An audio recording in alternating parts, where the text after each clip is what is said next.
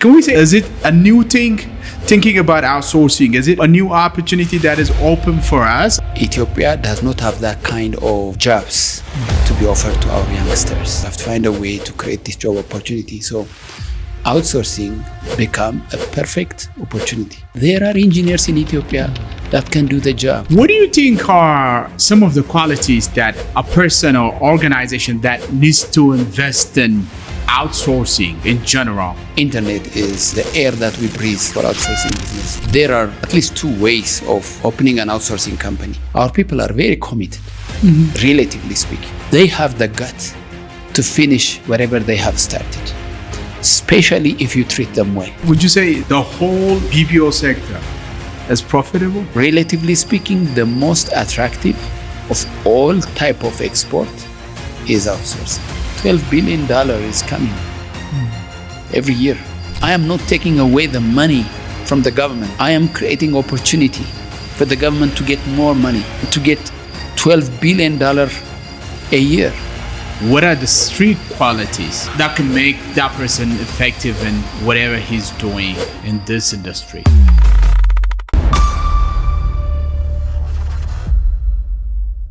Malay, welcome to the show. Thank you for inviting me here. All right, so we don't do introductions or things of that nature. Today, I'm exceptionally excited because we're here to talk about something that is really close to my heart. It's about creating opportunities for the young people, especially the young people of the country. So you are in that area. I am somehow jealous of that because this is a problem that we all need to tackle, but you are tackling it and you're succeeding a lot in that. So tell me about your company, yourself, and a little bit about what venture are you in now?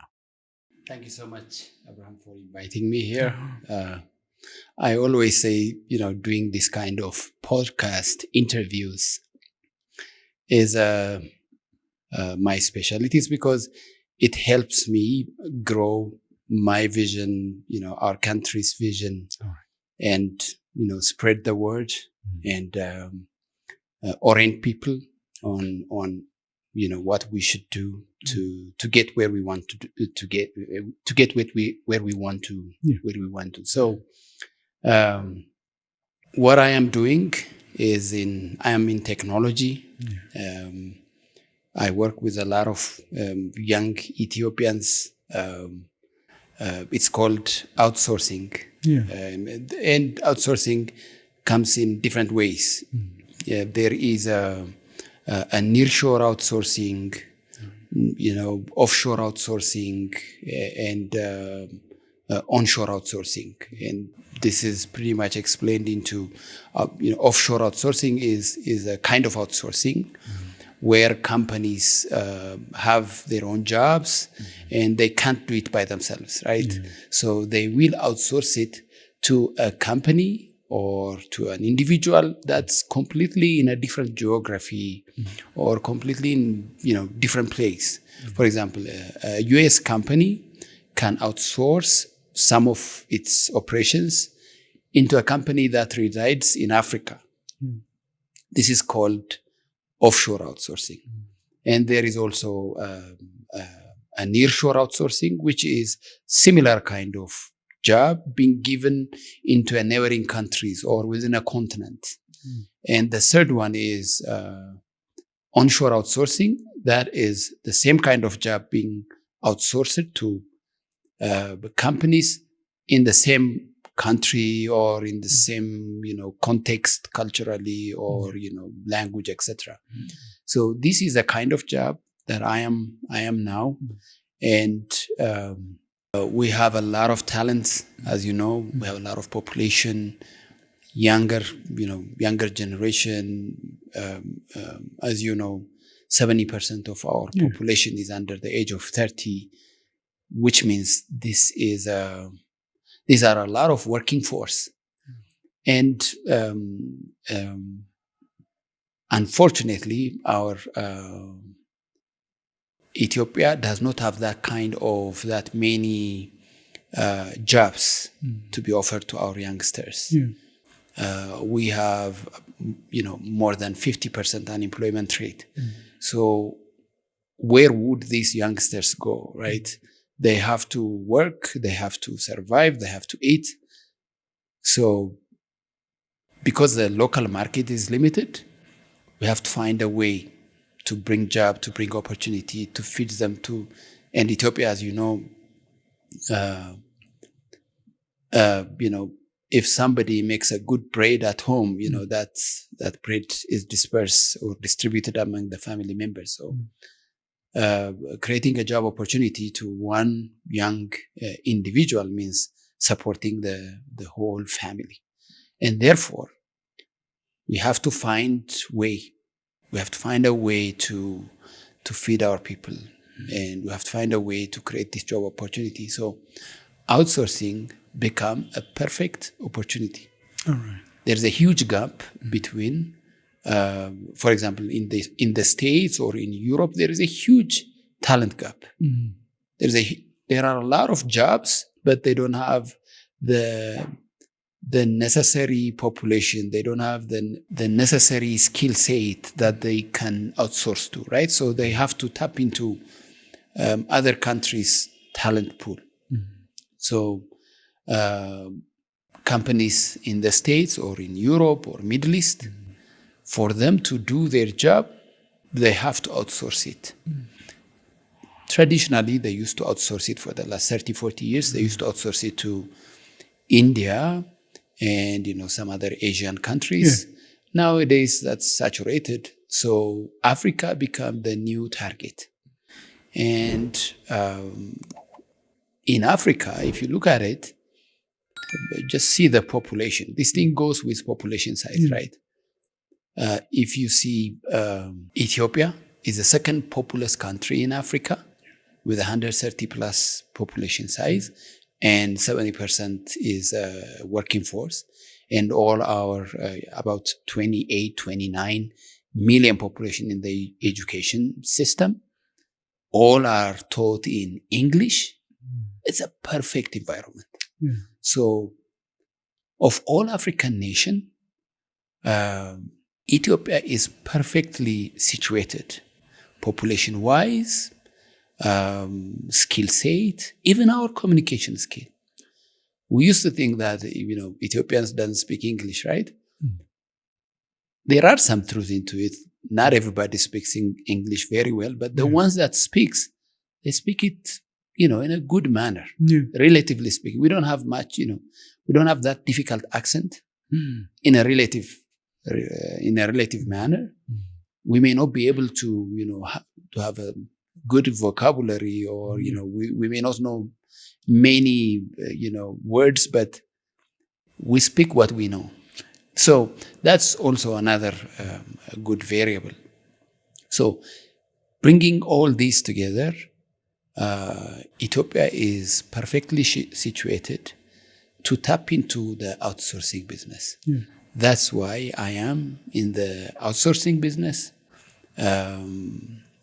We are creating a very good job opportunities, well-paying job opportunities for people in technology, for youngsters in technology. Shortly, this is what I am doing, and this is how I am working. We'll get into the details. Definitely. Based on your questions. Yeah, definitely. Yeah. When you mentioned a bit about this Asian countries, whenever there is a point about outsourcing the BPO businesses or things of that nature, what comes into my mind is thinking about India, thinking about the Philippines or countries in that area. And you mentioned about Ethiopians being skilled at languages, including English and technological skills and things of that nature. So I don't believe this is something that used to be a reality for the country for very long. Can we say, is it a new thing, thinking about outsourcing? Is it a new opportunity that is open for us? Or is it something that was there, but we were not tapping into it? We were not going to seize the opportunity? Tell me about that transition, and how are the people that are actually the companies that are in the US and Europe that are eyeing at opportunities in this Southeast Asian countries or African countries like Ethiopia? How are they perceiving this opportunity? Tell me about those areas. It's a combination of a lot of things. All right. Language, for instance, is one of the most important variable. And our ancestors, like our uncles or, the generations in the 60s and in the 70s, they used to speak, quite a wonderful English back in the days, right? It's, I believe, a perspective and how you perceive yourself. Ethiopians, we are shy society. Yeah. We're humble. We don't promote ourselves. It's taboo for somebody to say, I do this, I do that, I know this, I know that, right? This is how we grow up. So we always keep ourselves humble. And a lot of countries are not like that. Yeah. They know little, but they exaggerate it, right? When it comes to Ethiopia, we have a decent knowledge and we don't promote it. We don't speak about it. We don't even speak if not asked. We don't speak louder. Sometimes we're confused into introvert behavior, but it's a culture, I would say. We don't speak much. We only focus on doing things as opposed to promoting it. So that's one variable. And the other one is these days the Indian or the Asian market is saturating. There is a huge attrition in India, and the prices are also going up. And Africa is rising these days. It's growing. And specifically to Ethiopia. Ethiopia has been locked from the inside for many, many years. Now we are opening up. So we are exposed to, such things. The government is making a lot of change. Regulations are being changed. Environment are being catered for, for such things to flourish. So it's a combination of a lot of variables, in my opinion, as opposed to something that happens, or like it's not a miraculous thing. It's I remember some companies have started outsourcing 15 years ago in Ethiopia in a very small scale, and for several reasons, there used to be internet shutdown here and there. For some reason. The first decision, the government used to take back in the days is to shut down the internet, which hurted the outsourcing business. As internet is the air that we breathe, right? For outsourcing business. Shutting down internet used to be a bottleneck. So companies used to have a redundant office elsewhere in Kenya, Dubai. Whenever there is such shutdown occurs, they used to go there. So it's been a while, quite some time since internet shutdown happened in Ethiopia. And the regulations has been the Startup Act. Yesterday, they have announced that it is, I think the Council of Ministers have approved it. It's a big step. BPOs has its own policy and regulation that has been the government has been trying to address the challenges. ICT Park. You see, all these have their own contribution into flourishing the outsourcing business in Ethiopia. And all we have to do is to pave the way. And our engineers are amazing. They impressed the world. Really, there are engineers in Ethiopia that can do the job, right? Accelerant has, initially, we have hired about 10 engineers with 2 projects. One of the projects that we had deployed 2 QA engineers at times grew to 63 professionals altogether. A project that we used to engage with 5 engineers grew to 47 engineers altogether. It's organic. So they see our capability and they give us more jobs. That's how we grow. So mentally, Ethiopians used to be great people. Even before in the oldest civilization, we used to do those miracles, right? The Aksum civilization is ours. So mentally, we are the same people. But the value we give to ourselves and the value the world gives to our country and our people and our readiness and preparation makes a huge difference into where we are today. And this is just the beginning. We are trying to prove the world that Ethiopians are also a great society, a great people that can do outsourcing jobs. All right. Yeah. So on that point, and about the startup proclamation and the steps that are taken in there are becoming into that point because it has an impact in the overall ecosystem of job creation and as a whole in the ecosystem that you are operating in. I just want to know one thing now, because when we're talking about outsourcing, we're talking about creating opportunity for young people. In your company's case, in Excellence case, those individuals who are well-versed in technology or fields related to technology, getting that opportunity to work, being in Ethiopia for a company which is based in the US, based in Europe, or other countries. What I want to know now is there is a challenge coming up. We've been talking about it before, and I don't know what kind of solutions that you have. The world is talking about it, and it's not only a challenge that is posed to Ethiopia or the African countries. There is an issue of artificial intelligence, or AI is there. So when AI came, when it was introduced to the general public, what used to come to my mind or cross my mind was that this thing is going to disrupt a lot of things. But I was thinking about the call centers and thinking about those people that are working in that specific areas, that their jobs will not be there. But tell me about that impact and if there is any solution that you devised or that you guys are thinking of to make sure that you maintain the status quo, you maintain the momentum, because we're really happy that this is happening, but still the disruption of technology is something that you cannot prevent, or you cannot, say go away. You cannot tell it to go away. It's here to come. So what is the solution there? My perspective, on things of that nature, it's a man-made thing. AI, you call it AI or a computer or, or the Industrial Revolution. We go back, right? Everything is new when it came, right?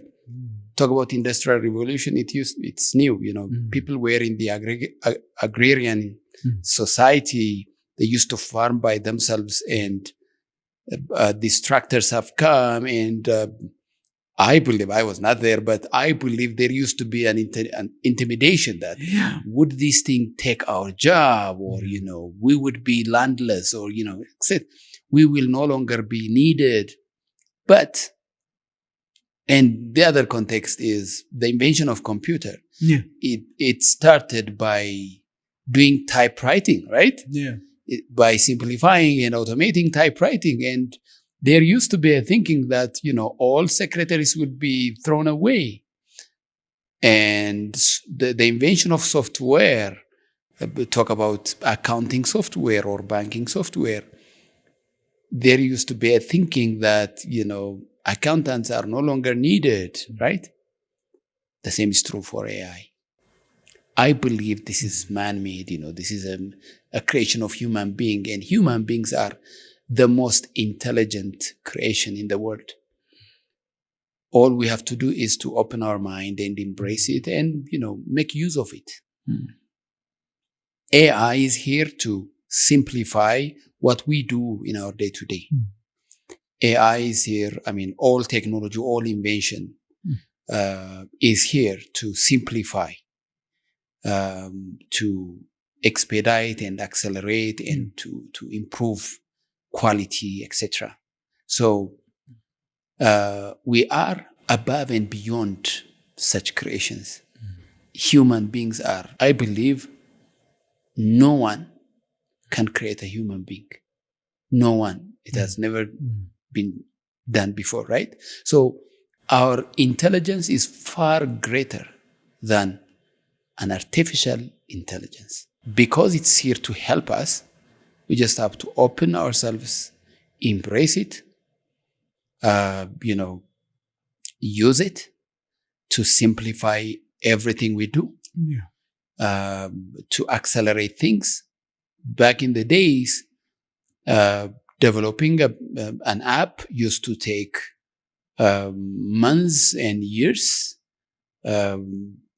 from 5 to 10 to 20 people, right?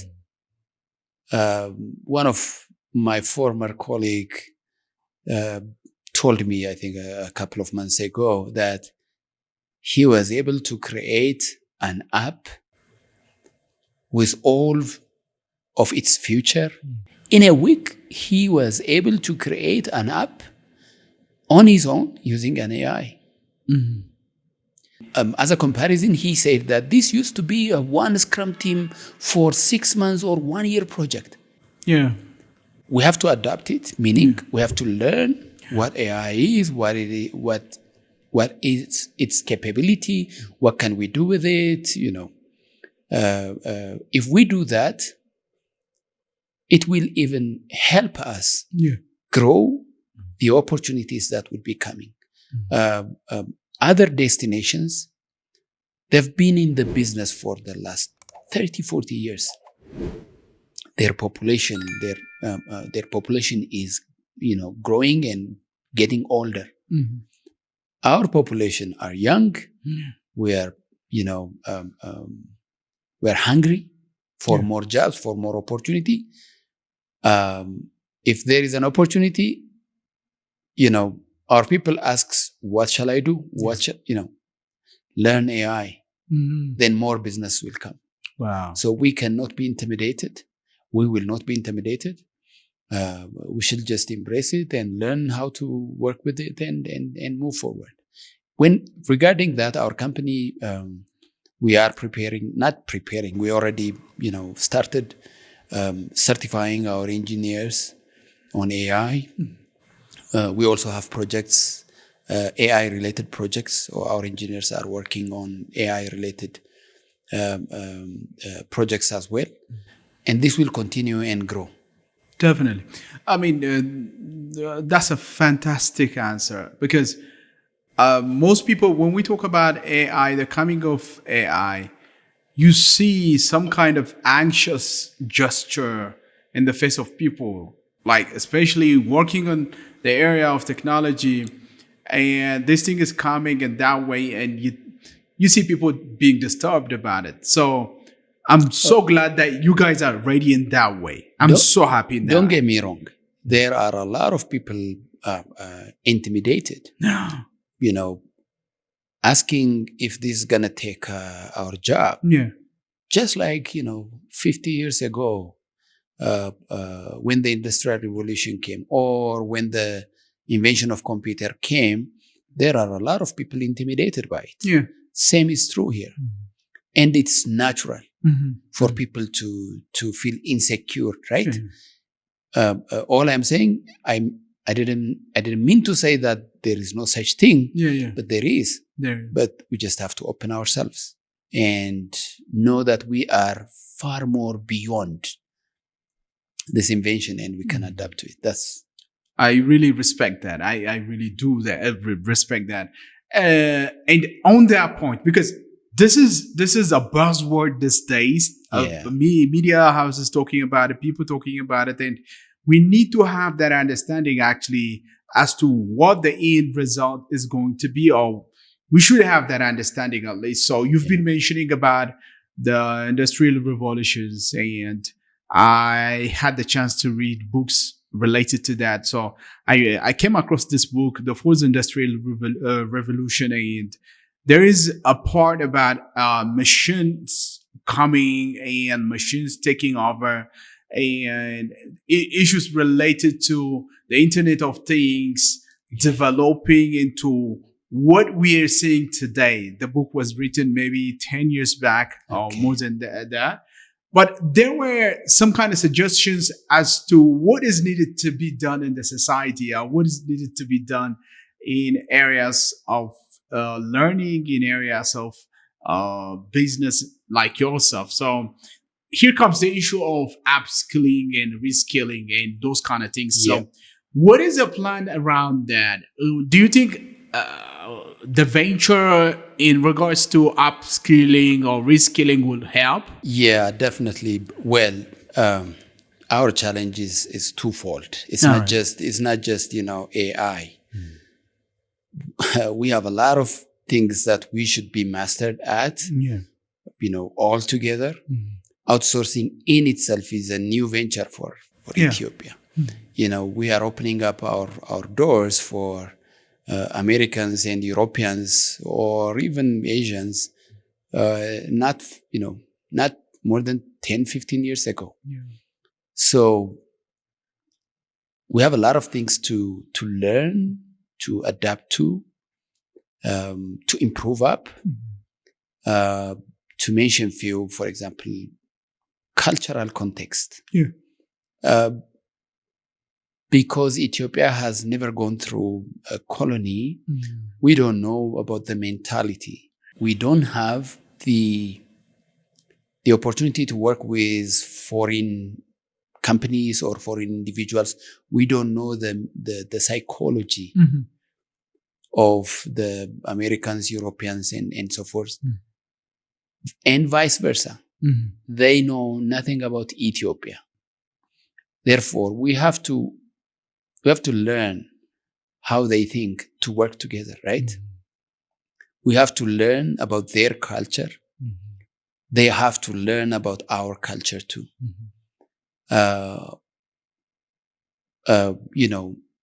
To work together, it doesn't mean it's not as simple as two people coming together. And no, there's a lot of conversation. There is a lot of give and take. There's a lot of dialogue, negotiation. And to take it further, there are decisions to be made. So whose decision is to be taken forward? We need to learn on how to work with people, with other people, with other society, with other culture. Communication is the other one.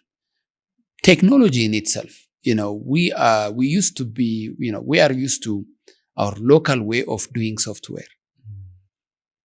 But, the world is somewhere else. It's a recent phenomenon. We call it agile. Other than that, there used to be a waterfall software engineering principle or practice or methodology. So we have to adapt into what's out there in the world. So we have a lot of lessons to learn. Technology, it changes every six months. Even our apps, if you see our mobile apps, upgrades are coming, every month or every 6 months or every year. Yeah. For an upgrade to come, there are a lot of things you do behind the scene, right? So that's how technology is evolving. So we need to update and upgrade ourselves constantly. Had this been into a social science, let's say, management or accounting, rules are rules. They won't change much. So once you have your degree or master's, you can relax. After 10 years, it's still there. It won't, change that much. Technology, it's completely different. If you are away from software engineering for, let's say, 1 year, 2 years, you will be an alien coming back. Yeah. You have to keep upgrading yourself. You should be in the business. Therefore, that's where the upskilling, reskilling activities become very, very important. the other context could also be the university and academia differences. Our universities are not there yet into the industry where the world is functioning, right? Like I said earlier, our engineers are working with companies overseas. On the other hand, our universities are not coping with the industry. Forget about the industry elsewhere, about the industry in a local context as well. University graduates, after graduating, they need to upskill themselves. Otherwise, they will take a year or 6 months for them to fully intertwined with the company's operation. So the way we teach our kids at university are a bit far from where the industry is, even in the local context. You can imagine how far it could be compared to the world, compared to a software engineering practice in United States or in Sweden, etc. Therefore, for universities to change themselves, it will take a lot of time. But upskilling, reskilling institutions, it's easy for them. It's business for them. They can come up with revised curriculum that easy. So AI being there, the cultural difference, the soft skill, the so-called soft skill and hard skill, even in the software development field of studies itself, there are many things that engineers has to, adapt to. The good thing in the Ethiopian context is because our engineers came from the universities without knowing, the real deal in the industry, they dig themselves. They learn through it. So that's how we evolve. It's not through institutions or it's not through the upskilling company or so. The engineers put it on themselves to upgrade themselves. And therefore they learn by themselves the hard way. So because of that, they know the skills and techniques and the technologies deeply. Therefore, one, upskilling, reskilling as an institution has to be there. It's very important. On the other hand, the engineers themselves have to adapt to it. The only challenge would be into the soft skill. Soft skill is something you learn, right? It's easier and faster to be taught by somebody who's living in that context. So for such soft skills, we really need the reskilling function. No, all right. That's really fantastic. And again, I just want to be in that space because I still have the understanding that this is going to revolutionize a lot of things, but not the AI part in particular, but the outsourcing part in particular, especially. What do you think are some of the qualities that a person or organization that needs to invest in outsourcing in general in Ethiopia need to have? What kind of qualities do you expect that company, if Accelerant is in here, Accelerant is functioning well, hiring people, young people are hired, they are well paid, they are really taken care of in a very beautiful way. We really appreciate that. So I don't believe that Accelerant will cover the overall need. So the companies should come to Ethiopia and establish their functions in here in the country. So what are the contexts that they need to have? Because you have mentioned that Ethiopia is a different country, a country which never been colonized. Our mentality is a particular kind of mentality, a different one from the Europeans or the Americans or the Asians. So I believe there would be some kind of difficulty in terms of understanding how the Ethiopians operate when other people comes to Ethiopia to operate in this context. So what do you think are some of the understandings that these people or these companies need to have to successfully function in Ethiopia? I wouldn't put it into difficulty, like, working with Ethiopians is difficult. No, I wouldn't put it that way. Yeah. How I would, okay, there are at least two ways of, opening an outsourcing company. One is, or three. One is a company like Accelerant can come from overseas that has experience doing this before, has business already. They will come to Ethiopia, open the office in Ethiopia. They'll bring the business.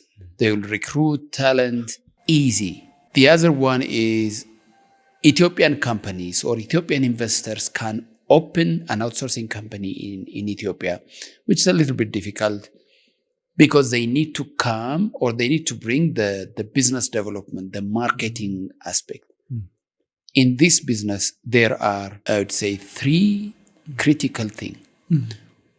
Primarily is the business development, the marketing, bringing the business to Ethiopia. It's the most difficult aspect of this job, as far as my knowledge is concerned.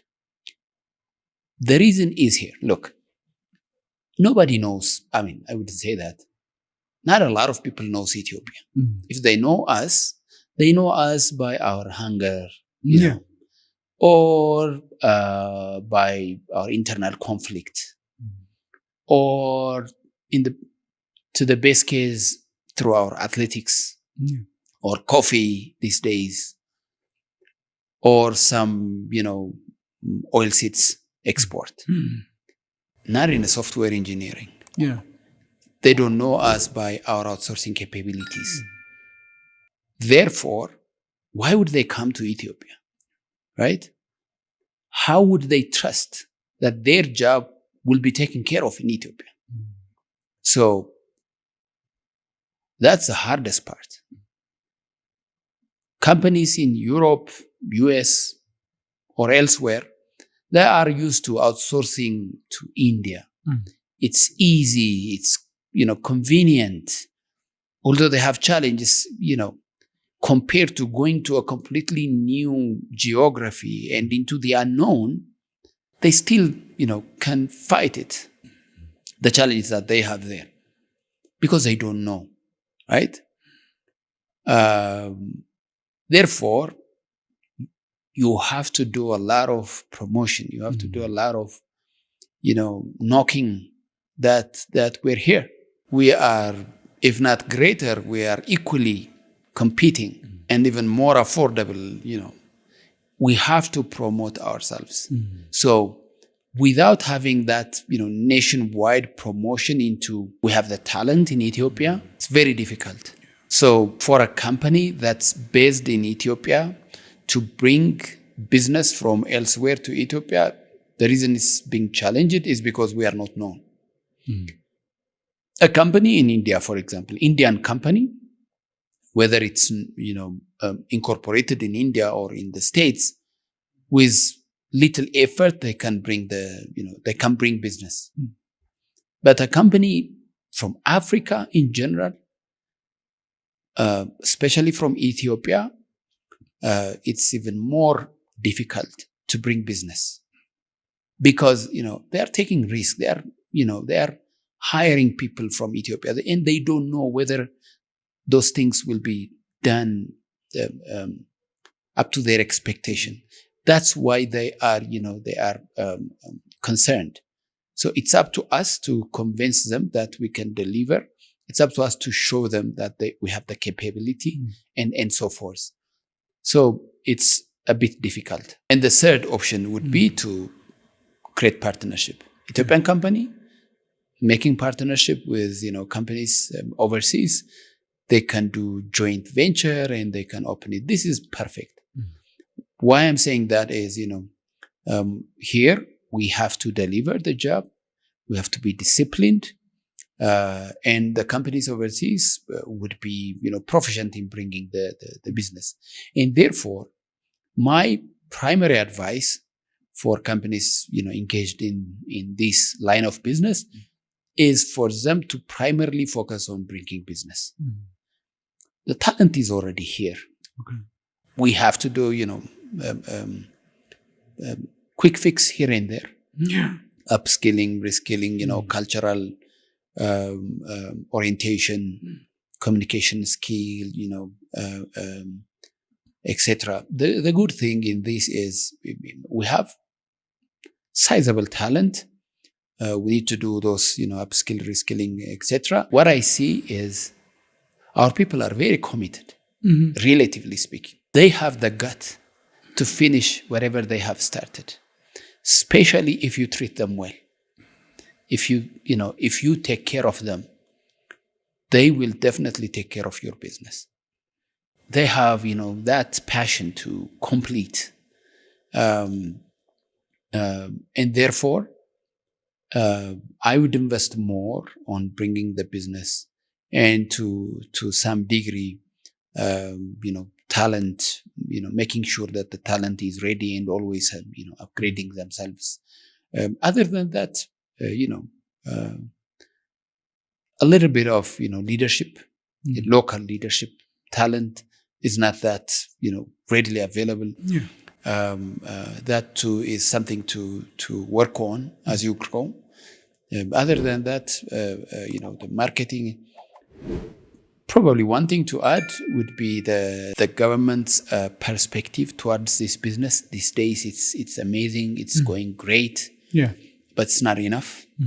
Relatively speaking, compared to other destinations, things are extremely easy because they bring foreign currency. They create job, right? So they are taken care of well. Here at the ministerial level, we have a great audience. We have a great ears. They know, the outsourcing industry is a way of the future. Yeah. But, going down to the bureaucracy is still there. Special condition has to be prevailed for companies involved in this kind of business. But this has nothing to do with investors, right? This is something that the government is continuously working on it, but accelerating it and expanding the support is expected. So, summarizing it, business development and a little bit of talent development, talent acquisition and retention is something that I would advise for companies to work on coming to Ethiopia. Would you say the industry, the whole BPO sector, is profitable? Yes, very much these days. Okay, yeah, it's profitable because okay, I have two versions. All right. Like everywhere else, if you work on juniors, you need to make some investment at the beginning, right? Yeah. Unless you have a company that's willing to co-invest on their upskilling, on their preparation, you will be expected to incur a lot of money at the beginning, right? So that's a bit costly. And would you be able to return that investment in a short period of time is still tricky. You need a partner that is willing to invest in that area. But in senior software engineering or in an ordinary call center, if you are good enough in managing your business efficiently, yes, it is it is profitable venture. And this is my challenge, by the way. Initially, personally, my challenge was to prove that we have the capability, to prove that we can do the job. We can do software engineering. We can do quality assurance. We can do project management, DevOps, artificial intelligence. I already proved that we have the capability. We can do the job. We have an amazing engineers, professionals. Now, the second challenge that I am putting on myself is, can we do that on a profitable manner? That's when investors are willing to come, right? When we prove that we can do the job in a cost-effective manner, right? So I am on my way, as a company, we are on our way proving that this venture is more attractive than anywhere else. We are proving that, and it's a process, right? You don't prove it today or tomorrow, but generally, for anybody that's listening to this podcast, especially those who can bring business to Ethiopia, I tell them that this is a profitable venture. They will return their investment in the most quickest manner, and they will be helping people in Ethiopia. When they bring job, a lot of people will benefit from it.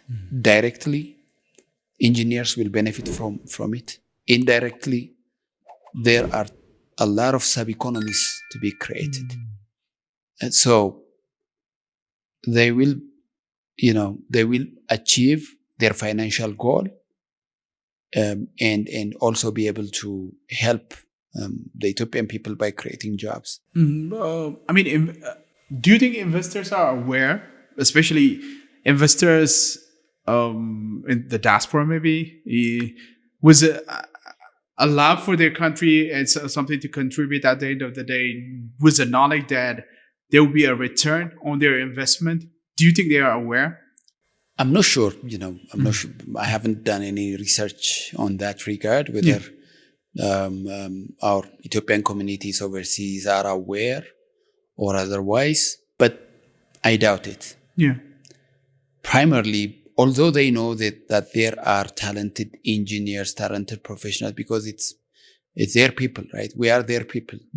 They know us. They know our capability. They know themselves, right? Although they know that we can do the job, I believe they might, have some kind of reservation. If they recommend a project to be done in Ethiopia, if something goes wrong, would they lose their job? Would they lose their reputation? Is, I think, what's holding them. Number two, the knowledge that Accelerant exists here. The knowledge that Accelerant for the last 6-7 years have proven to deliver to Europe, US. I don't believe they know that. I don't believe that, I met a lot of people coming from overseas. When they see our facility, our engineer, they go speechless. They don't know. So it's a combination of knowledge and, reservation. What if something goes wrong? And I think Ethiopians, I believe, are, I could be wrong. It's my personal opinion. They believe in fair, inequality or equity. They don't want to, give opportunities only to Ethiopians. I myself would be okay for that. But being part of the opportunity, right? Getting exposed to the opportunities equally without any favor. Okay. let it go on a merit basis, financially, technically, etc. So other countries, they go extra mile. The diaspora community, of, for example, if we talk about Philippines, the Philippines diaspora community favors outsourcing businesses to Philippines only, right? But Ethiopia, I don't see that kind of pattern.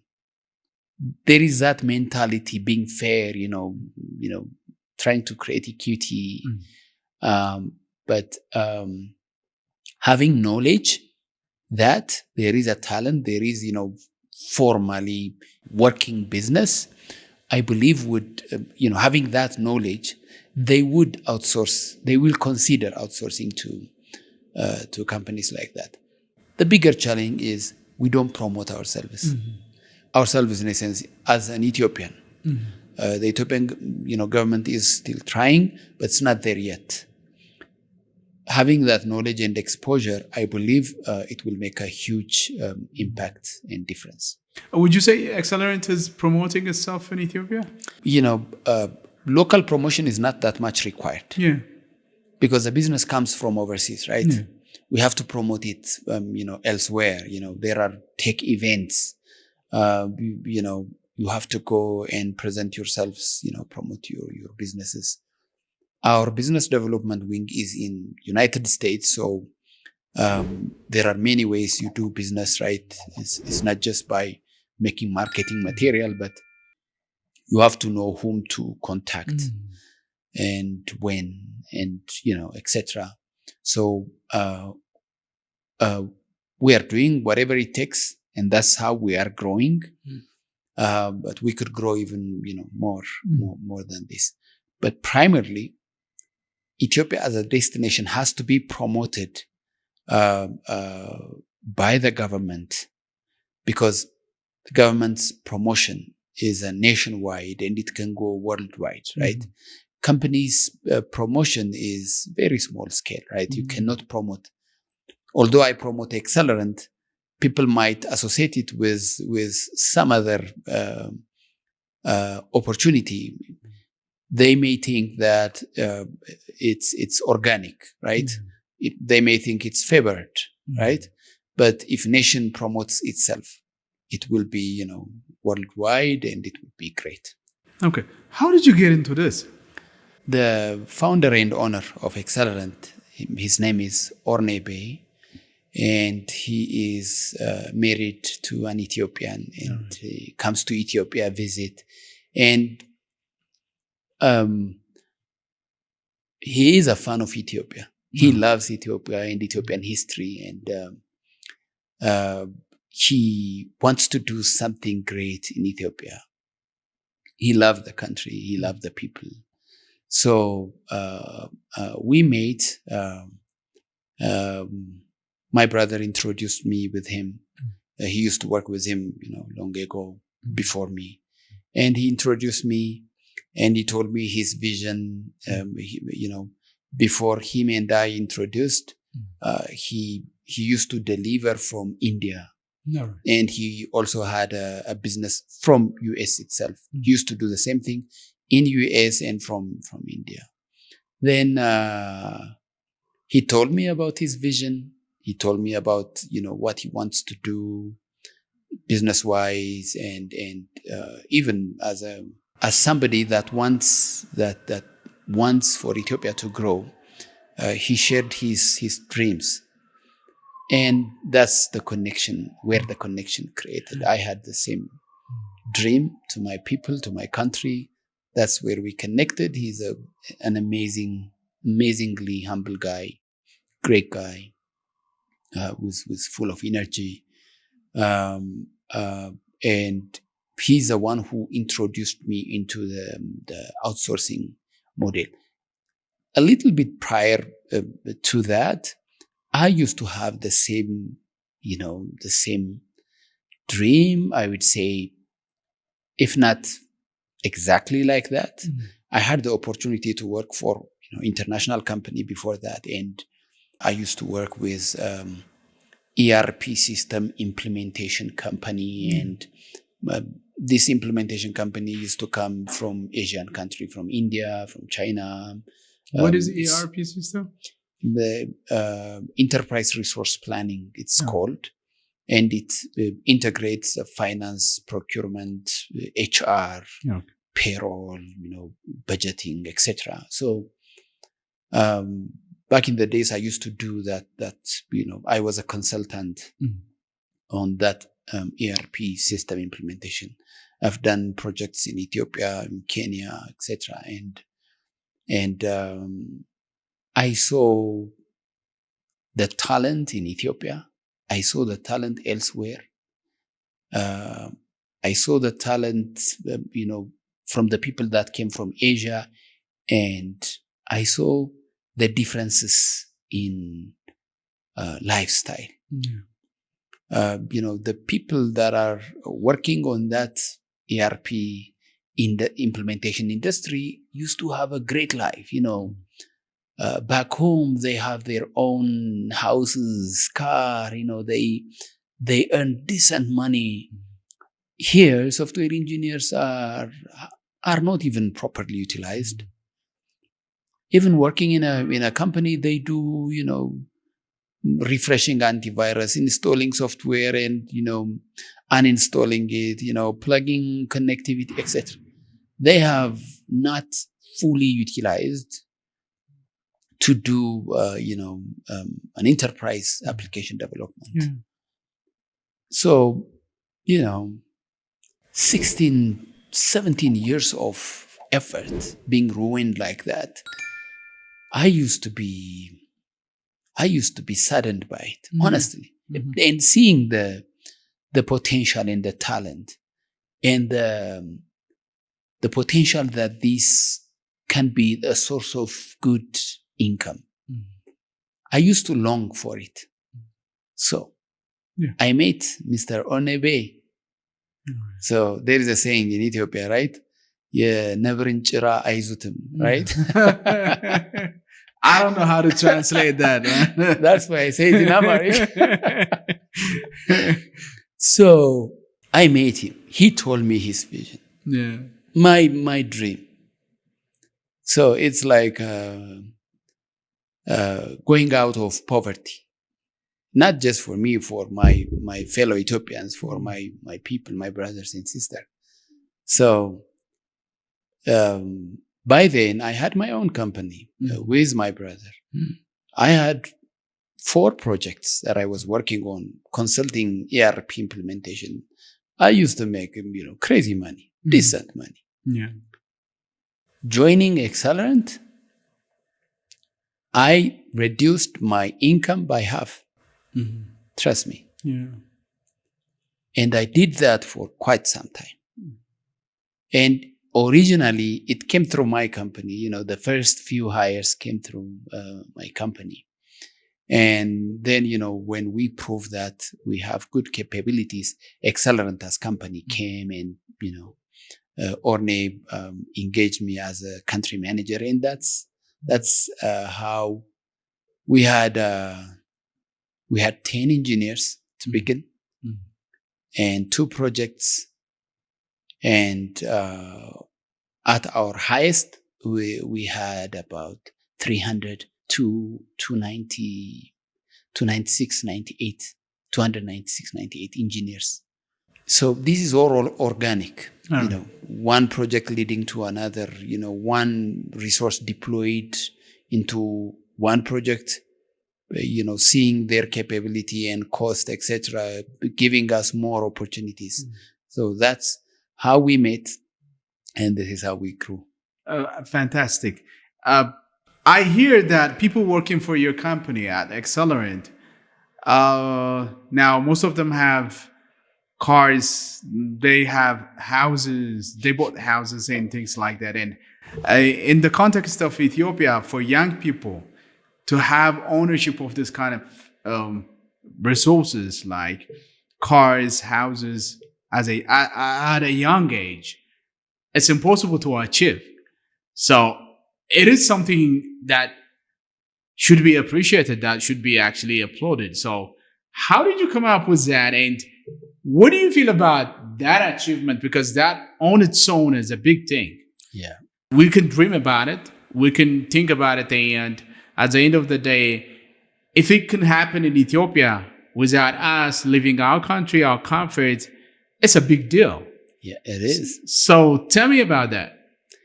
Like I said, I came from that mentality. Mm-hmm. I saw that engineers earning capability and opportunity in this business. And I knew what was a challenge in Ethiopia and people involved in the engineering industry. So partly my desire, my plan, my dream was to change people's life. I have all the means in my hand. It didn't cost me like a dime. There is a foreign currency inflow that we bring in from the head office, and the banks die to get it. Yeah. And I asked them to give loan to my engineers at the lowest interest rate. And my engineers are brilliant enough. They deserve even more, honestly. Yeah. It's just, it only takes a kind heart, being considerate, caring for them. I really, really admire our CEO, Orne. He was flexible enough. He was willing enough to allow it. I proposed. The banks, they would jump for joy, being asked to provide this loan, very low interest rate to our employees. So the entire climate and variable aligned. So until recently, 2 years ago, that facilitation has been interrupted due to the changes in the foreign exchange, and banks are going through some stuff. It's been interrupted, but up until then, 136 engineers bought their first car.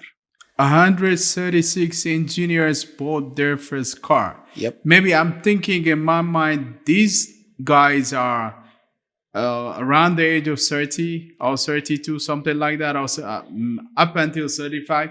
When we hired them, they used to be below 27, 26. Yeah. Now they add 6-7 years. Amazing. So they are early 30s. Yeah. Some of them were bachelors. Now they are married. House takes a lot of money, right? So we have to balance, we have volume. So we don't give houses here and there for everyone. About 17 employees bought their house. 136 or 37 employees have their first car with the lowest interest rate in Ethiopia. And my dreams are fulfilled. Trust me. My job is to showcase. Okay? It's a POC for me. It's a proof of concept that we can do this. And the engineers, they deserve it. They are the ones who have proven to the world that Ethiopians can do it, right? Yeah. They deserve even more. So, that it only takes the wisdom, right? The wisdom from the leadership team and the commitment from the engineers is what it takes. So I am the most proud individual for making, this happen. All right. Proving this alongside with my, colleagues, and with Orne around us, we've achieved it. All right. But the future is yet to come. I mean, compared to what we, in my mind, what I wish. Yeah, you will tell me about the future. Yeah. But I don't want to take you out of that zone of gratitude. That's a great thing. But going through media, going through different platforms, I see the layoff happening in Google or in all these technology companies. And I'm thinking like, are you concerned about that? About the layoff, people letting their people go. And these technology companies are doing it these days a lot. Maybe the context in Ethiopia or how we are functioning, how your company, Accelerant, is functioning may be different, but still, these are technology companies and you are a technology company. Yeah. So does it concern you, or are you somehow? Yeah. Mm-hmm. I wish you wouldn't, you were not taking me out of the gratitude. I mean, the reality is Yeah, we have to talk about it. Definitely. So, Accelerant is an international company. Yeah. And there's no exception. Yeah. When Google lay off thousands of employees, these big giant companies, they don't operate all by themselves. Mm-hmm. Massive amount of their work is done through outsourcing. Yeah. So when they cut, their first target are companies that are working with them. Yeah.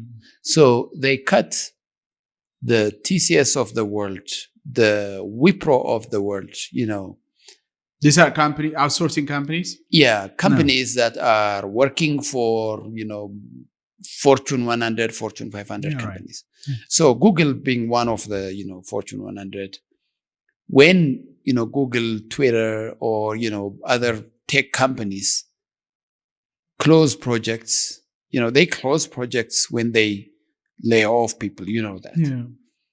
So when they, close those initiatives, projects, they terminate companies like these ones. And we could be the second or third layer in that value chain. Mm-hmm. Mm-hmm. So it trickles down to Accelerant, mm-hmm. the layoff, the project cuts, etc. We used to have employees working on Intel products. So when Intel cuts, if it cuts the company that we work for, our employees will be out of job. Mm-hmm. So layoff, what happens in the States or Europe, reaches here in our company. Mm. And these days, for thousands of reasons, companies are very tight in their budget. They keep on laying off, optimizing, their spend due to, the election back in December, January. Yeah, in the US. And, and the war have significant impact. And post-election, the Trump's administration, working heavily on optimization, cost budget cuts. It's a recent memory what happened to US aid. So these kind of actions creates a lot of distraction in the business community that in turn will have a direct impact in what we do for companies. Therefore, we are almost through that cycle. I don't believe business will continue sustain like that. Cutting, optimizing. No. It's always like this, sometimes it goes down and sometimes it goes up. So I believe it's a cycle where we are now. And I believe 2026 would be, a much better season, and we will continue to grow. All right. Fantastic. I still feel the hope is there. So I don't feel like I'm taking you out of that gratitude mode. Yeah, so you are still in gratitude. So let me ask you this question, because it's a question in my mind when I think of companies that are working in areas of technology, other companies for that matter. What do you think is the role of leadership in terms of bringing impact or causing impact and affecting whatever is being done around there positively. Do you think it's huge that it will affect everything, or as long as you have a working class that is operating properly, the role of the leadership is not that much? Or tell me in general what the role of the leadership is there.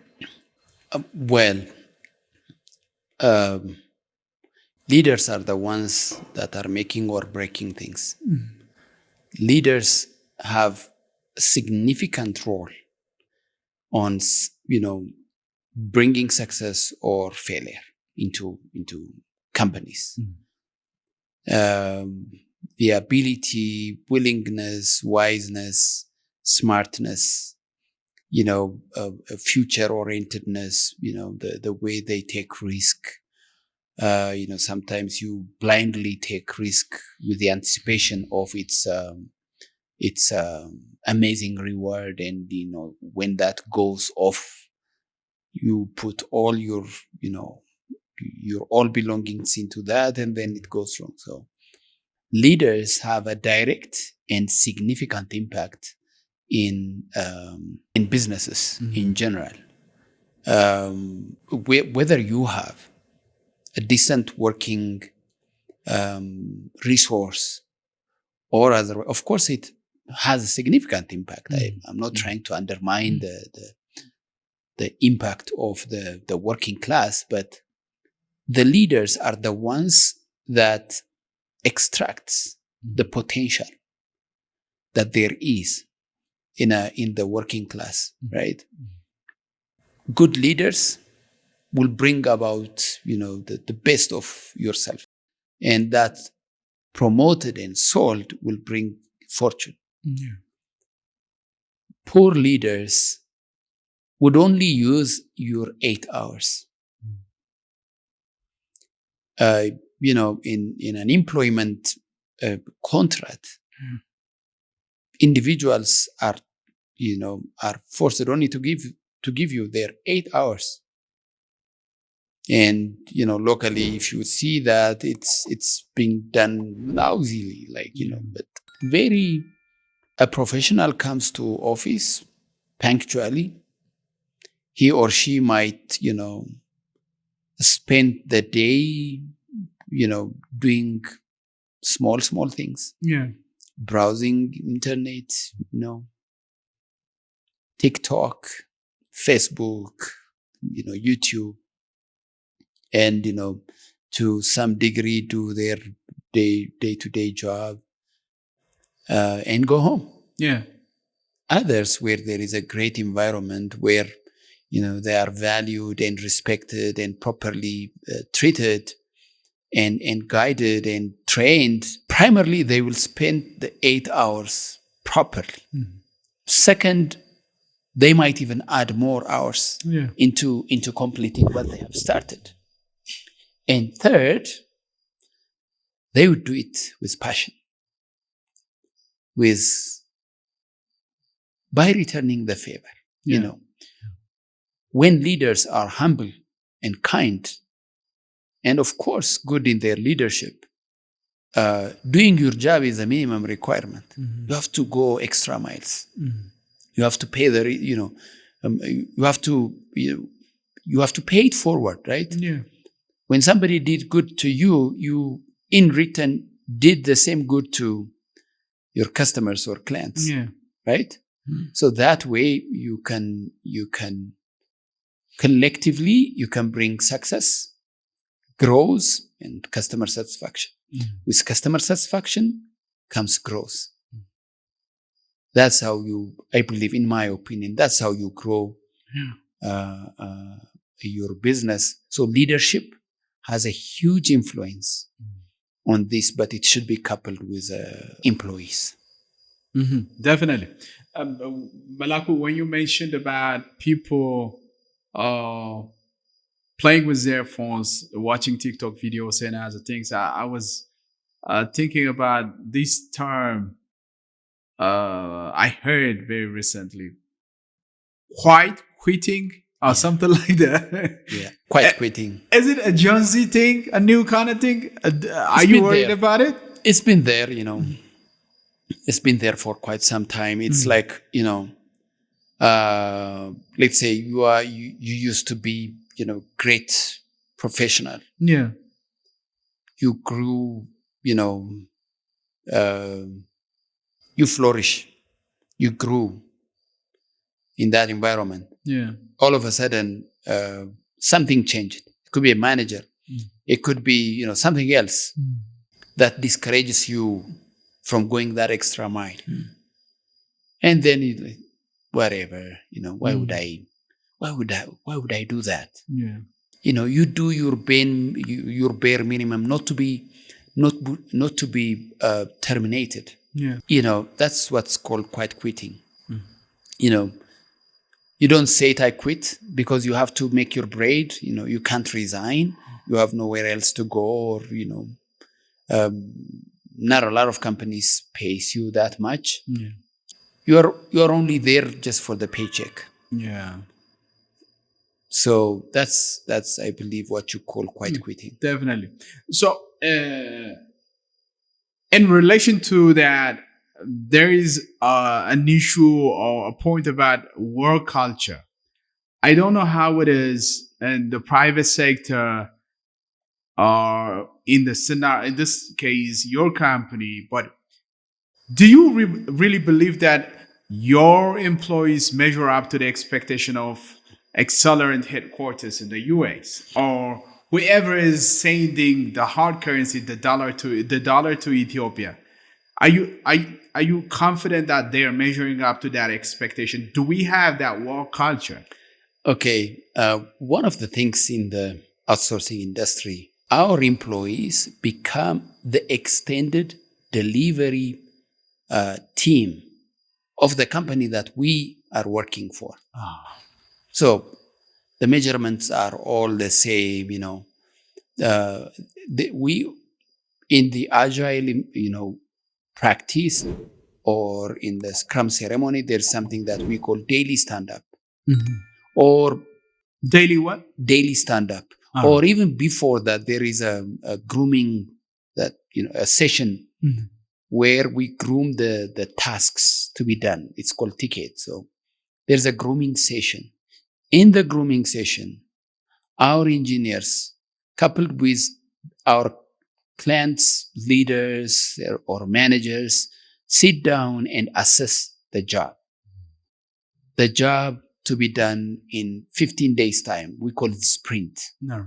In one sprint, what should we accomplish? So there is a co-creation, I would say. Both our engineers and our clients will sit down, and they will they will create the tasks that should be delivered in 2 weeks' time. The estimation, the analysis, and everything in between goes there. So their mind, our engineers' thinking, our engineers' say is also considered. There is something we call estimation. How many hours or how many days it will take? We call it, story point assignment or story point estimation. But just in a layman term, we call it how many hours would this task takes. That is assessed in collaboration of our team and the client. So it's understood, it's known. Then there is something what we call daily stand-up. On a daily basis, you give updates to your clients, to our clients. What have you done yesterday? What are you planning to do today? And, what are your methods? It's a 15 to 30 minutes call. Every team member will explain what they have done yesterday, if they have finished what they have started yesterday or otherwise, and what's their plan for the day. They will discuss that. So it's always in the in the eyes of the clients, and if they have any reservation, regarding one engineer or, the way it's going forward, they will raise the flag to their leaders. Mm-hmm. Their leaders, we call it technical manager, technical delivery manager, or, scrum master. They will escalate the issue. Number one, they will coach him on the daily basis. I believe you should expedite this, or this is taking too much time. There is a coaching opportunity right there and then. Then the leaders will bring him separately and give him that guidance, that input. What's going on? Is there any issue? Normally, the engineers are great and they will deliver. But there are, we are human beings, right? Some effects will alter you from delivering, from functioning properly. If there is some issue at home or something happened in your family or, something that an individual has to go through. So they will ask him what's going on, if there's anything that they can help, if he or she needs support from other team members, etc., that will be facilitated. And then mostly issues will be resolved because this is a daily occurrence. If you mess up one day, it will be escalated. Something happens to your family outside of Addis. You still can work. Let's say it's in Adama, Nazareth. So you still can work. You still can be productive from Adama or Nazareth, right? Yeah. You don't want, because it's a 15 days plan, you don't want to mess that up.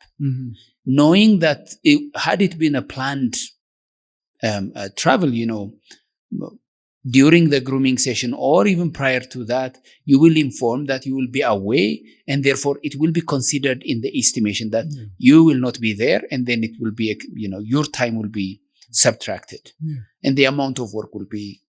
But there are things that might come up in the midst, and then you want to deliver, and at the same time you want to go there. Therefore, in between, some issues might happen, and you will not be. Internet might not be as smooth, right? Yeah.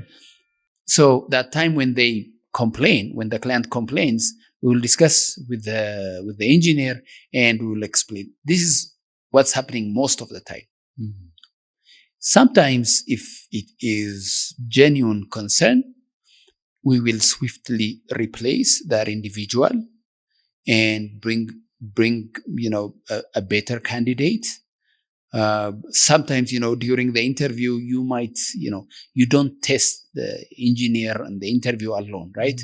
So when you test it in the water, then, you will be forced to replace. So this is how we handle when there are some issues and so forth.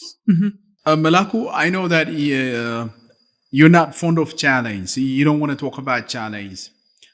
But I know there are some improvements in terms of how the government perceives technology and how it is using it, and how the infrastructure should be actually wired in the country.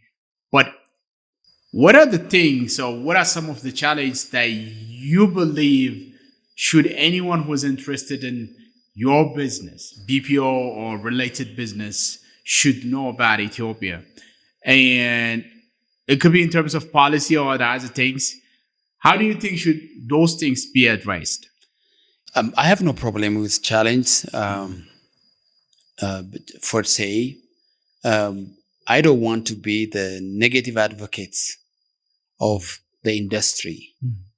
I believe of course, there are many things that, as a human being or as an individual, that you may not be able to accomplish. Yeah.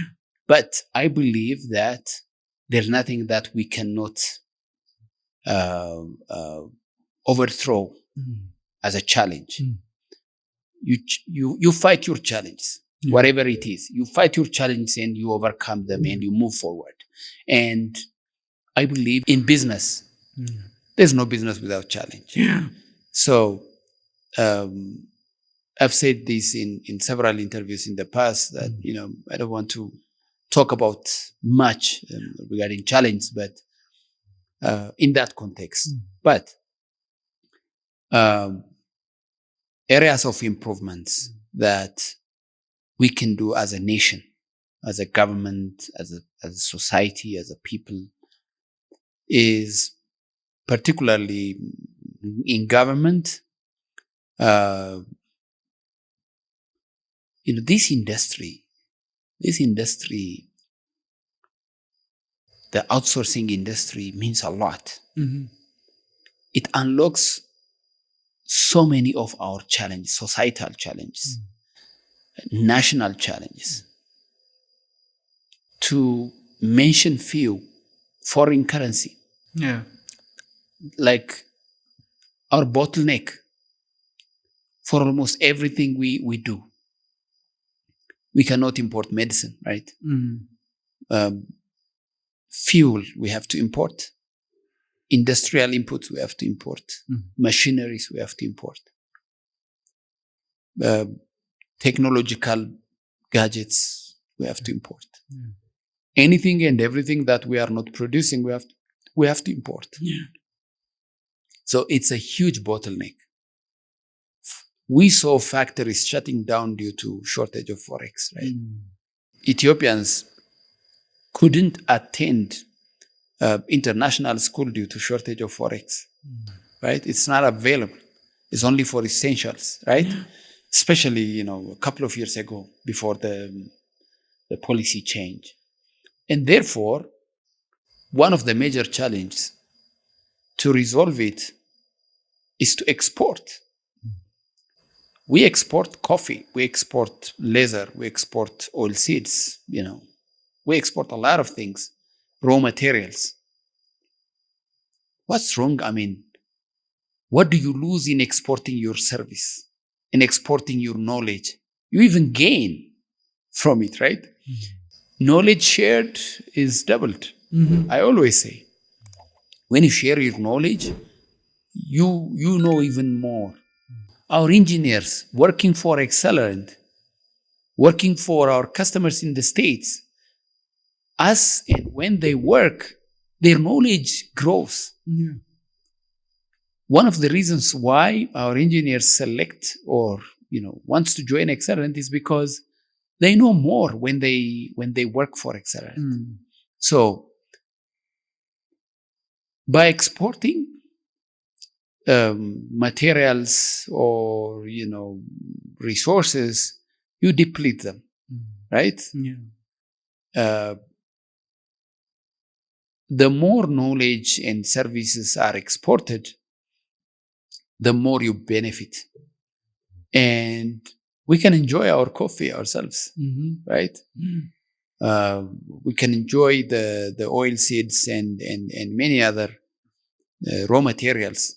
We can even add value locally and export them as finished goods as opposed to exporting raw materials. So one of the ways that we gain foreign currency is through export, and outsourcing is by far, compared to other exports, the most beneficial export for our nation is outsourcing. And we have all the necessary ingredients to do that export. These days we are exporting not talent, human beings, right?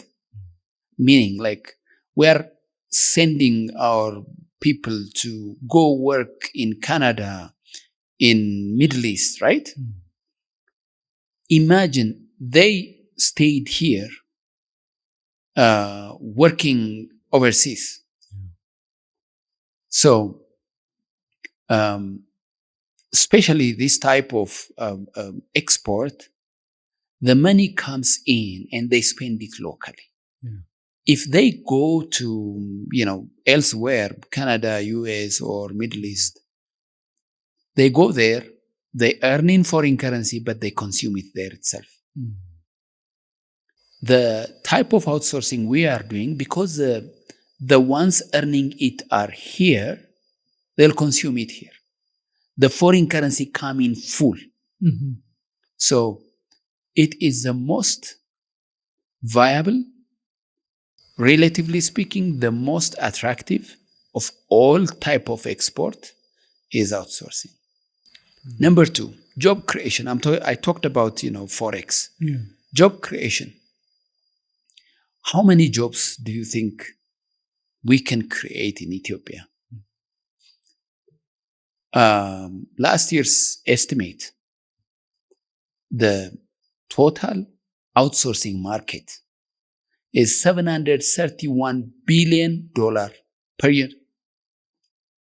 That was the estimate for 2025 or 2024. 731 billion outsourcing in general worldwide. 731 billion. That's the market.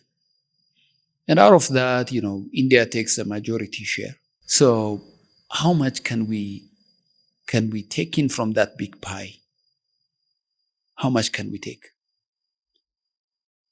How much is 10 billion? Right? How many percent is 10 billion of the 700? Now, just for a context, do you know how much is the total Forex remittance in Ethiopia? Annual Forex remittance. The diaspora remittance, the earnings from export. Diaspora remittance is about 4 billion. 4.2, 4.3, 4.1 billion. From trade and investment, we get about 4 and change. It's not more than 10 billion per year. So if we can engage with 100,000 engineers, software engineers, and bring $2,000 a month, 24 billion would be the annual remittance. Okay, let's cut the the monthly rate by half. Let's say 100,000 engineers by $1,000 a month. It will be $12 billion. Do we have 100,000? Is a question. 100,000 professionals to be to work else. I mean, to work in the outsourcing industry. We were very close in Ministry of Labor and Skills, and you have the figures. About 300,000 graduates every year. 150 of them are on STEM program. 150,000 on STEM program. 50% unemployment rate. In 1 year alone, 75,000 STEM graduates won't have a job in just 1 year. In 2 years, we have 150,000. Imagine, of these 150,000, 100 of them is being assigned to this job. They themselves will do the job. So we have everything. If the business comes, it's easy. And don't forget, we are creating jobs for, these individuals. When these individual works for other countries' job, the local market requires, other individuals to work for the local. Sure. So, together, it will reduce the unemployment rate significantly. And if you hire 100,000 professionals and pay them decent salary, their needs, their wants will create big sub-economy. So a lot of opportunities would also be created. So I say all this to say that it's in the government's best interest. Why don't the government, make tax-free? All these employees, no tax, let's say. $12 billion is coming every year. 100,000 jobs are created. By the way, that's what, Indians and Philippines have done. Not free, but they gave discounts on the tax that are involved in, outsourcing industry. The maximum tax they would pay would be, 15%, 20%. So it encourages, right? Meaning our cost of doing the business will be reduced. We will be even more competitor in the market. So a lot of investors will be, interested. What if the companies don't pay tax? I know a lot of government institutions are not happy, when you suggest companies not pay tax, they think that you are taking away their money. No. These companies don't even exist now. They don't know, they're not there. If you tell them that they will not pay tax, they will come. That's when they will arrive. Okay, they're not there yet. I am not taking away the money from the government. I am creating opportunity for the government to get more money, for the government to get $12 billion a year. The remittance, all the exports have not created this kind of money for the last 100 years. Just by doing small changes to this industry, you can attract a lot of investors to come to Ethiopia. They will create a lot of jobs. They will bring in foreign currency. That's what India does. So this awakening, this awareness is every ministerial delegates, they are aware. They know. They want to do that. They have given a lot of concessions here and there, a lot of discounts, a lot of incentives here and there. But still, relatively, it's not enough. And the bureaucracies still exists on the experts that effectively operates this, on the tax officers, on the auditors. They are still, operating as a regular business. So this and more is expected from the government. This is a huge area of improvement. Universities is a second. I talked about government's area of improvement. Universities, they are way behind, way behind from where the world is going. They have to adapt themselves. Primarily, their lecturers have to be up to date. They have to work with the industry, in a collaborative spirit. The lecturers mostly are theory masters. Practically, a university lecturer, bringing him here into the software engineering world, they cannot compete with the software engineers. They know the theories, the concepts, the principles, but applying it is far behind. It's very, and technology is evolving like every 6 months. And therefore, the tricks of applying it, the techniques of implementing it, they don't know it there. If they teach that course what I am saying, to the extent, those courses might not even be taught in the university.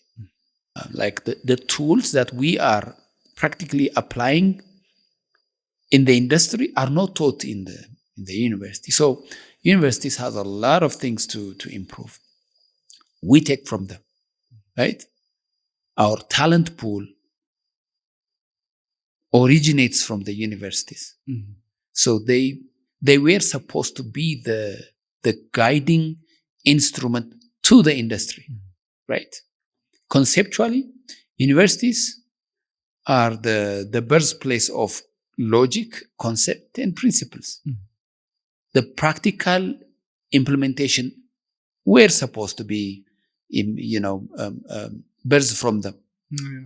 I believe there must be a tremendous change. Yeah. Professionals, leaders, professionals, it's a matter of discipline. We need to be disciplined. We need to adopt to the way the Westerns and Europeans are operating, doing. We need to adapt to that. If we, aspire to work with Europeans, we need to know how the Europeans, live, how they, flourish, right? How they do. We need to know their culture. So it's a self-improvement as well as, company availing the avenue and opportunity for them to learn. So we have to adapt to the way the world is working. Mm-hmm. And this comes from willingness, self-willingness. If you are not willing to learn and to adapt, then you will fall behind and you will not thrive in that area. So some things are not, some of the things that you should learn are not something that you prefer to, but some of the things you are forced to. And many of the things are, are pure work ethic, going extra mile, being vocal, speaking louder and speaking your mind. Don't withhold yourself. It's more communication, collaboration, and asking for more, doing more. I am given a task and I'm done and relax. No, that's not the way it works. When you finish, you will communicate and you ask for more. Although you finished your task or your ticket ahead of time, you have to ask for more. So the job is done easily. Mm-hmm. So that mentality is very much required from each and every engineer. Mm-hmm. And leaders, we should be selfless. We have to do everything and all things to our brothers and sisters and to the greater Ethiopian community. We need to be passionate. We need to be open-minded, and we need to take criticism positively.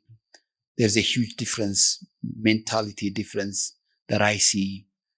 The way people manage over there and the way criticism is taken. So we need to improve ourselves. Mm-hmm. So we can talk a lot.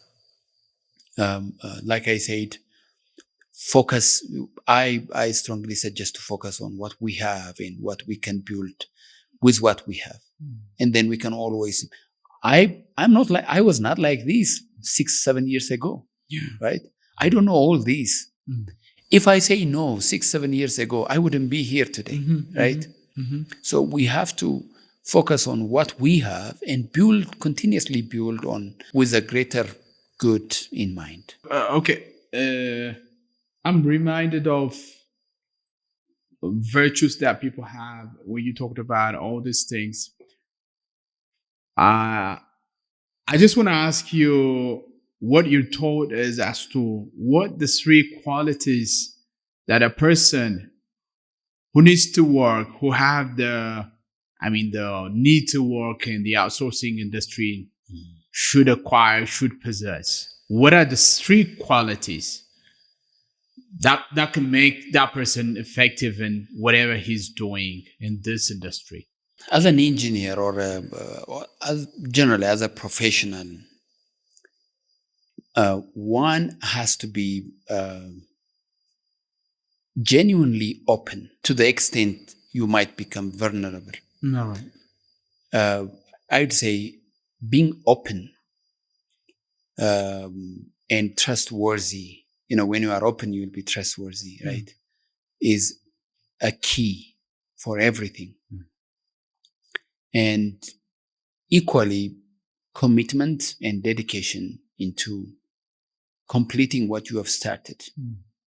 Like having, seeing the end goal, the greater good.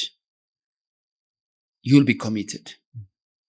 I, as a leader, have a greater good that I kept in my mind so that I won't sleep, right? I came, ahead of time. I don't have time. I don't have time for my work, meaning like whether it is day or night, whether it's midnight or lunchtime. I'm working all the time. You may not see me in the office, but I'm working. I'm doing everything it takes to get where I want to be. Just like that. This is purely commitment, right? So being committed and having the greater good in your mind will give you clarity into how committed you should be. So number one is trustworthy and positivity. Number two is commitment. It comes with hard work and smart working. And number three is communication and collaboration. These are two things in one. If you can communicate effectively and easily collaborate with others, then this industry will need you. You'll flourish. If you are open, people give you comment. You take it positively, you learn from it, and you will grow. If you are hardworking, you will deliver. If you deliver, you're needed. If you communicate, you finish everything. When you face challenges, you will communicate. When you finish, you will communicate. With your collaboration, when somebody is stuck, you go help him. So these three, I believe, are ideal for any professional, especially in this multicultural industry. Okay. This is going to be my final question. I'm really enjoying the whole conversation because when I'm from the industry and around employment or the areas around employment is my interest. I'm really fond of understanding the impact that employment opportunities or creating job opportunities can have in the overall economy, and the whole aspect of it is fascinating for me. What is for Melaku in the coming 3 years in terms of the industry? Where do you see the outsourcing industry going in the coming 3 years in Ethiopia? 3 years. Yeah. It's too short. Okay. Make it 5. The reason I'm saying I said 3 years is because 5 years. Technology is unpredictable. Everything is changing by the day. Yeah. We're leapfrogging into areas that we never knew a year ago. I didn't know about AI 3 years ago, but today, everything I'm doing is related to it all, complemented by it. So that is the main reason we don't have that big time span to think about this thing. So the speed is crazy. That's why. Still, we're talking about job creation, whether it is, purely tech or, help desk or call center. Especially with AI, you need a lot of help desk. Sure. Because these machines may have some things that they won't resolve. So I'm seeing a lot of fun things with the AI related, calls. People want to be redirected into the human call centers as opposed to AI, because there are always, challenges that the AI are not yet resolving. So I believe the manpower requirement will be growing, given, exponentially.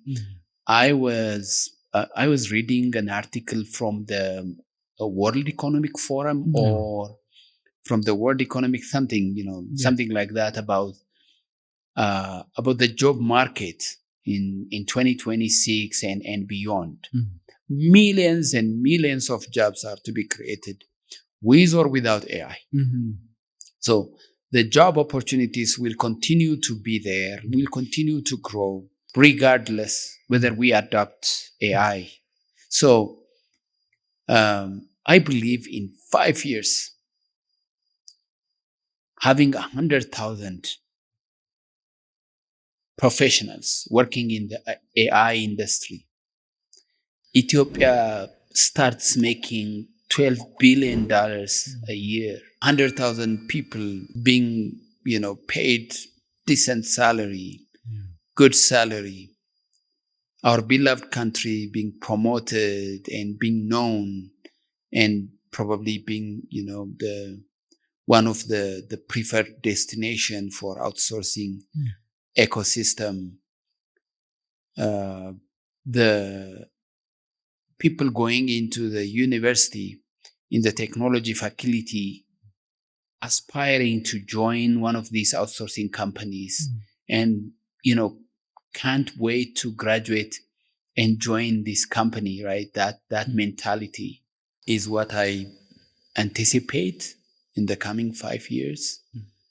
It's not so far, it's not so long ago that you remember graduating from a software engineering faculty, their masters, they do accounting, management, because there wasn't much job in the industry.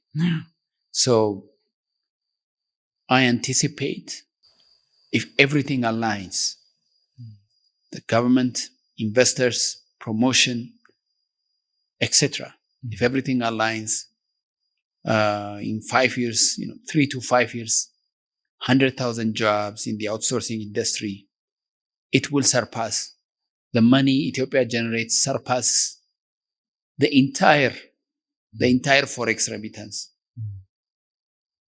in 3 to 5 years. All right. And we will work harder and harder every day. I believe the government will do the same, and God will help us. I would want to talk about this thing maybe for half a day, maybe for 6 hours or 7 hours, but technology, the capacity of technology is limiting there. And it's not in human nature to talk for that long unless you are one of the leaders from the past who used to stand on a stage early in the morning and finish in the evening. So we don't have that skill, that capacity is still. So, but I have this understanding that we still have this power, we still have this courage that we can benefit out of the outsourcing industry as a country.